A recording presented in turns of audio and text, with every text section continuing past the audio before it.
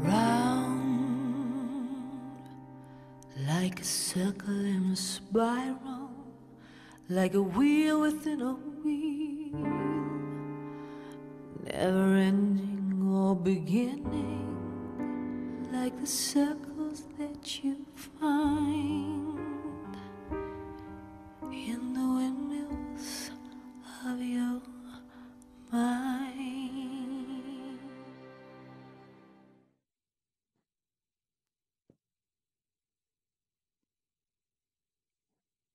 Visit StogieGeeks.com/Debonaire for a list of retailers who carry Debonaire cigars.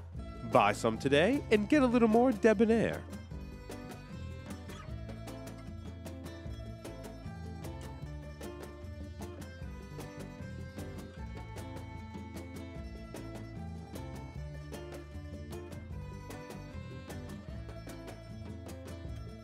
The Stogie Geeks Show. This is our Debonaire Ideal segment for this evening. That's right, we're going to talk about steak and cigars. I'm going to turn it over to Will to introduce this segment before I chime in with all of the thoughts I have on this particular topic, Will. So let me give the background for how this topic came about, because there is a little bit of a story and it's tied in with Phil. If you saw over the weekend on Cigar Coop, there's a new brand being made by Phil Zengi. The name of the brand is called Cattle Baron Cigars. Phil is spearheading this brand out of the Debonaire House factory for a gentleman by the name of Brian Moussard. And what you need to know about Brian Moussard is he is a well-known cattle stock grower in Montana. And I guess Phil somehow connected with him. Brian's like I say, he's a well-known figure in the cattle industry. He's actually he's on several boards. He's also a founder of his own vodka company called Gorgeous Vodka, which is a premium potato vodka. So now he's getting into cigars, and he's teamed up with Phil, which explains why Phil was wandering around Montana a few months ago. I think we saw him up. It's interesting, Will. You hit on a couple things. First, Montana's awesome.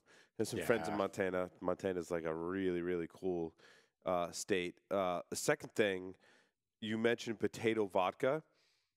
For those that haven't experimented with vodka or might be new to different kind of spirits and cocktails and things like that, potato vodka is like awesome. It's unbelievable. Boyd and Blair, like really good potato vodka. It's almost like a boutique kind of thing. There was a company made called Cold River. Yeah. And Apollo, one of my friends who made some cocktails for us, like customized cocktails for us, one of his recipes called for Cold River potato vodka. And something happened with that distillery. I don't know if they're not distributing in Rhode Island or if they ceased to distribute altogether. But like they don't make it anymore, and I had to find some substitutes. Yeah.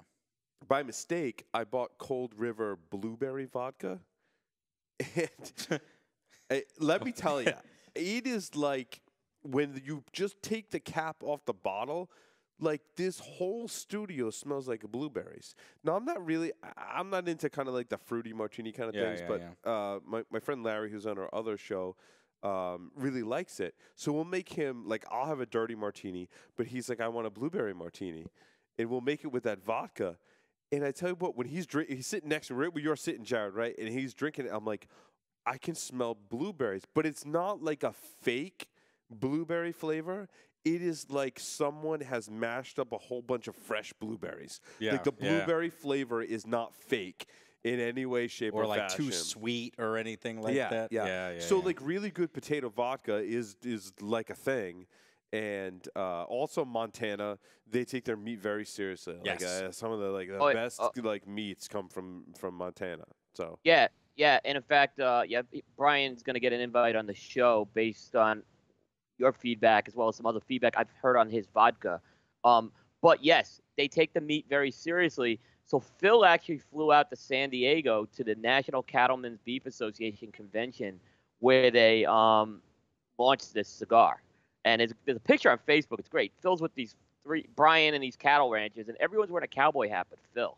It's like, we have to get a cowboy hat for Phil. Phil needs a cowboy hat. You know what? If he's going to mingle with the cattle people, he needs a cowboy hat and cowboy boots to go along with it. But I talked to Phil about this, and and he's gonna, he's gonna get some of the cigars. And this guy Brian, he seems like a serious guy. Just again from the feedback I heard on his vodka, and how serious he is about meat. I'm like, this cigar's probably, and knowing Phil, this is gonna be a very interesting project. But yeah, so when I asked Phil about the cigar, he said, yeah, it's meaty, it's debonair. I'm like, and then that's how I got on the thing of steak. And we all love steak, and I do. I love steak. I love a good steak dinner. You know what's interesting is my wife isn't very adventurous as to what kind of foods she might taste, but one of the things that we can like level set on is she's like, I like to go to a nice restaurant and have a nice steak. Yes, and she appreciates it's a great that. equalizer. She's like, I love to have a nice, buy steak to have on the grill. Like steak is one of the things that she's like, I totally like. I love like all kinds of like weird Asian cuisine. Yeah, she's like so not into it. I love sushi and all that stuff, but like steak is one thing that we're on the same page on. Like a nice steak is something that we can definitely enjoy together, and especially. The first story I'll tell is like, barbecuing in the summertime. We were talking with Enrique during the break about that. Having some nice steaks in the summer when you're outside, having a cigar with a nice steak is great. A lot of the steak, like big steak restaurants, you used to be able to have cigars in like while you had a steak. Yeah. I think that was the thing. Now it's kind of like you got to have it like on your own, in your backyard, like outside. Unless they have like alfresco dining. Right, where they expressly permit you to have a cigar. There are only a few places like that left. But I think like when you're enjoying a steak and maybe like a nice glass of red wine. I'm not a huge wine person, but I tell you what, when having a nice steak, having like one glass of nice red wine, totally into that, and having a cigar, like all those three things, I could totally consume at once. And some people don't like to smoke when they eat, but I tell you what, steak and wine and the cigar like all together, dude, like all day long. Yeah. All day long. And I don't know about you, Will, or Jared, but like I think these two things, the flavors just all kind of meld together for that. Yeah. Yeah, and you know, we talk about it with cigars, but when you get into steaks, and my friend Michael, my friend from high school, taught me this very early. You know, we'd always love to go out and have a steak dinner. You know, when I was living in New York, and he taught me something very early. You know, not all cuts are created equal, and certain restaurants are going to specialize in certain cuts of meat better. So you may go to one restaurant and their specialty is going to be like a porterhouse. Another one, it may be a bone-in ribeye or a ribeye. Right. So there's a lot of nuances. It's kind of looked at as like a lower grade steak, but I tell you what, I've always enjoyed it. No, you get a place that does ribeye right. Yeah. It's awesome. But you want that I like it when it has a lot of marbling. And the bone-in ribeye, I'm telling you. Bone-in on any steak is better. I agree. Yeah. What about like tartare? Steak tartare. Do you like steak tartare? I like steak tartare. I do. And everybody's freaked out by it a lot of the times, but it's not. It's delicious. I tell you what, I'll give you here's a story for you that you probably won't hear in a lot of other mediums, right? Because I'm as you can, some people that will look at my last name would be like, "Oh, Paul's Armenian," and I am. I'm 1/4 Armenian. Yeah. I'm 3/4 Italian, but I'm 1/4 Armenian. But my last name is Armenian. So you do the math about what my dad's heritage was and all that stuff, right? But I had Armenian part of the family, and Armenians have this dish that has raw meat. It's called klema.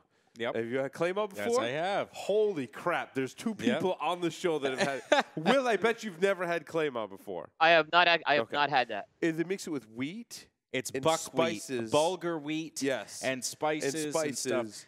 And it's completely raw meat. Sometimes they have a raw egg over it too, and it's awesome. Really good. But like my family, when they do it, you know, being here in the U.S., like you got to find a place that, like the local shop would actually clean their meat grinder with bleach first, get all the impurities out, rinse it out, and then make it's the almost meat. like it looks like a pile of raw hamburger meat. It does. It's not like chunks of steak like tartare. But you put all kinds of onions and parsley, and you put it in really good. the pita bread and the I forget the other name of the bread, but it is just but it's similar to tartare to your point, in that you're eating kind of raw meat. Yeah. And I think that the when you have a medium rare kind of steak, I don't know. I'm the kind of person I can't eat it totally rare unless it's Claymore. Yeah. But you know, I'm kind of leaning towards that medium rare. I think you get so much more flavor out of it. Yeah. I think tartars are a similar kind of thing. I've had some restaurants in Vegas where we had tartar. Yeah. Capitol Grill has a fabulous steak tartar. Yes, Nice. I'm gonna have to try. Yeah, thinking. it's a great flavor experience. I think you get a lot more flavor out of the meat when it's either raw like that, which sounds like weird, counterintuitive and weird, right? But it's true. Here's coming from the person that's like, I don't like Indian food or Thai food, right? But I'm like, I'll eat raw meat all day long. Give me a pile of raw hamburger. Give me a pile of raw meat. I mean, it sounds weird, but I think you get a lot of good flavor experience from that, and it's all about the flavors. Yeah, I had beef heart the other day.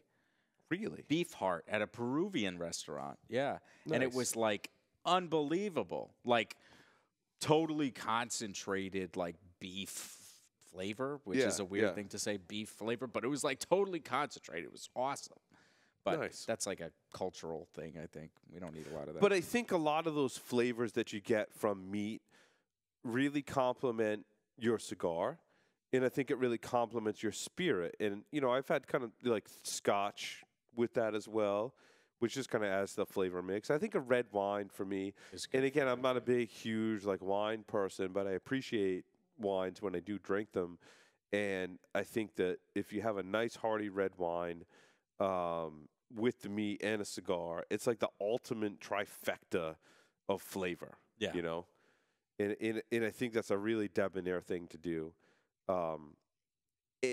For me, so I turned 39 this year, and like my whole thing when I turned 40 is I want to have like a big dinner with all my friends, and I want to have exactly what we're describing, right? Like I want to have a big dinner where we all get all dressed up, right, to celebrate my 40th birthday party, and all I want to do is sit around with my friends, and I want to drink fabulous wine and have fabulous steak with fabulous cigars, and that's like how I want to celebrate my 40th birthday. Yeah, I think because none of the like flavors that you're recommending are like super overwhelming, you know, like beef is a real subtle, simple flavor. Cigars are a simple sort of subtle flavor, and spirits, if you're drinking the right kind of spirits, not blueberry martinis, but like if you're drinking nice Scotch it or bourbon, all goes together, and no one thing overwhelms the other. You know what I mean? But that's an awesome 40th birthday, and if I'm not, no, you're invited. No, you're invited. You're on the list. You're always on the list. There was no question, right? I want to have like a mafia like 40th birthday party, and this is talking about being debonair. Yeah, being debonair. Well, this is talking about being debonair, right? Like, I want everyone to get dressed up in their, like, decked out, most mafia gear. I want to all get together. I want to have a fabulous meal with fabulous, like, wine and spirits and fabulous cigars and just all sit around and commiserate and talk about whatever and just be friends and share a fabulous meal with all these, you know, the finer things in life. And to me, that's the ultimate 40th birthday celebration for me, Will. And I think that to speak to, you know, the segment you put together, Will, I think really kind of embodies that debonair ideal spirit in that you share it with friends and you share these fabulous things with friends and all these things that I think, you know, go together. So yeah, and that's what it was interesting when Phil coming out with a cigar called Cattle Baron, I did scratch my head, but then when I saw where he was at and then kind of started thinking about steak, right, which is an important beef product, I said, yeah, it all fits. Absolutely. It all fit. So I thought, yeah, you know, totally agree with you on that. And it's tough to find a place that you can smoke, drink, and eat. So my plan was, I mean, my 40th, selfishly, my 40th birthday party aside, like, I want to do a mafia dinner, right? Yes. Like, we just get tables here in the studio. We set up a big, long table. We have it catered. And we all just sit around and we smoke cigars. And we have steak and lobster, and you got to slice the garlic with a razor blade, like they did. The whole thing, yeah, dude. Like we just all, you know, we get decked out. We all wear hats, and you can wear your pimp suit again from Halloween. Well, I don't know if that's necessarily debonair, but pretty debonair. I would get like a tuxedo or like, you know, like a really nice suit. Yeah, I don't know. I think that all adds to the experience. So that would be cool. That's one of my things. Well, I don't know if I ever shared that with you, but I want to do like a mafia dinner here, in the studio. Yeah, and I turned 50 the year after you turned 40. So No, I turned 50 next year. Not 2017. Wait, I turn. Hold on, I turn 40 next year, and you turn 50. So you totally have to fly out, and we celebrate it all together, and we have a big fancy dinner. I think it's a great idea. I think it's a great idea. Great idea. You know, like I said, it's just you know, we were talking to Enrique on the break about this segment, and I got to mention something too. He talked about Nicaraguan beef, and he was raving about it. Now, I've been down to Nicaragua a few times, and he is. I'm telling you, if you get a chance to go to Nicaragua, they just do the steak and they do it debonair, is what I'm just going to tell you. Nice. It is wonderful. Yeah. You'll never be a vegan. You'll never want to be a vegan. That's what a vegan or vegetarian, you really right? couldn't be unless, yeah. I want to just give a little teaser for the next segment. We're going to have our prize giveaway for this episode. You're going to actually, we have that picture somewhere that we can put up what our prize giveaway is. A prize giveaway is actually a 5-pack of the J. Grotto Series Silk in the Petite Corona. Oh, that was really good. I just smoked that yesterday with Paul. It's really good. Really good, right? Yeah. Great cigar. We're going to give that away at the end of the next segment, so make sure that you tune in to the end of the next segment. We're going to have a prize giveaway. There's going to be a trivia question associated with that, and you'll email the answer to us and get that and a Stogie Geeks Smoke Naked T-shirt. So make sure you stay tuned in the next segment. Will, I think, you know, it's interesting we use this segment to talk about steak and cigars and spirits and wine all together, planning a fancy kind of mafia dinner, which all fits with this Debonaire Ideal, which I think is fantastic. So it was a great topic, and I'm looking forward to smoke, you know, Phil's new cigar. And what did you say it was called? Cattle Baron. It's actually available. It's actually available now. And by the way, Brian will be at Phil's booth at the trade show this year. So nice. So yeah. So I mean, this is going to be something that's getting a nice little push right now. So awesome. With that, we're going to take a short break. Come back and talk about our Stogies of the week. I'm going to talk about 2 Fight Chuck Norris Farm cigars, and we're going to give away 5 J. Grotto cigars. So stay tuned. Don't go anywhere.